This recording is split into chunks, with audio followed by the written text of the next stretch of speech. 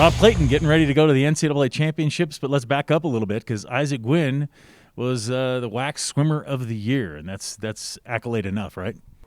It is. I mean, Ike was tremendous at the championships, and when you're swimming all those relays, you have all those events, prelim final. A year ago, we didn't have prelim final. We just did one swim, and it was over. But you add 3 more prelims on it. You're swimming 4 out of the 5 relays.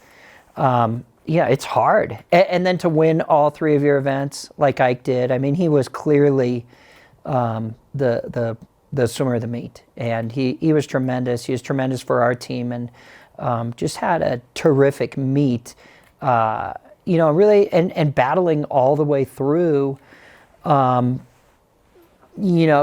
the relays and still being great on the last day after all those swims. So one of the things that I know we all are excited about for the NCAAs, he doesn't have all those swims.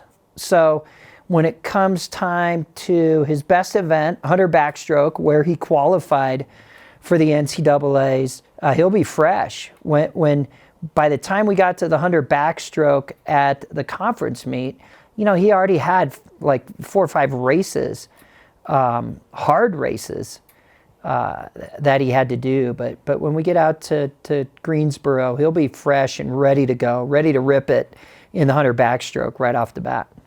Now, what's the swimmer mentality? What is his mentality going to be? Because obviously you can look at the board, you can look at the psych sheet and see, okay, this is the time that the best person has put up. Do you look at stuff like that, or you just go out and try and do the best that you can do? Both and. I mean, the goal is to get a second swim.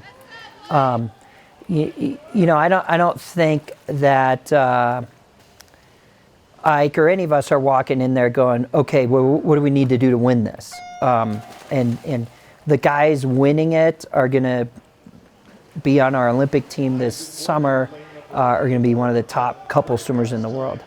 Ike's tremendous.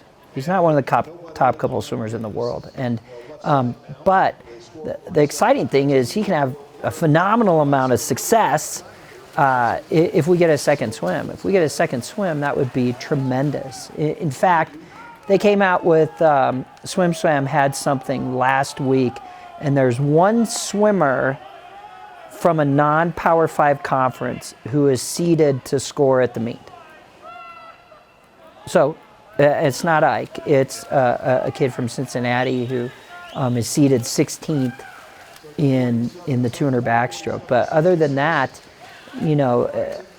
it would be surprising if any non-Power 5 swimmer scored, according to the psych sheet. But certainly it happens every year. But I'm just trying to give some perspective. It would be a phenomenal swim to go to the NCAAs and to go faster than you've been before.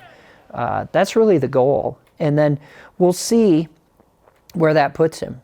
But I could have a tremendous meet and still, not necessarily make the finals or whatever. So another thought along that, the backstroke is his best of the 3. Yep. That's a stroke where you don't necessarily see people on each side of you because of the stroke's nature. Correct. So tell me a little bit about, so how you just worry about your turns and your strokes? Yeah, and Ike honestly is excited because, like I mentioned earlier, he felt like by the time he got to the backstroke, his legs were tired. Every push off the wall was hard. And when you're swimming the 100 backstroke at that level, over half the race is underwater. And if you feel compromised, tired, exhausted on those underwaters, that hurts your overall swim.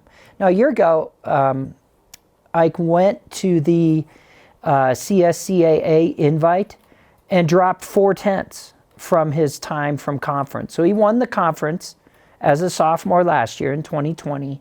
And then a couple weeks later, went out and swam 4/10 faster at a meet in Cleveland. And so, he's done it before. He's come back after that conference meet. He's reset, gotten new focus for the next meet, and then come back and been even better. And so that's the goal, and that's what he's aiming for. We're aiming for him, and I think he's going to swim really well. Rob, we certainly hope that you and I have fun this weekend, and we'll just see how it plays out. Thanks for the time. Thanks, Brian.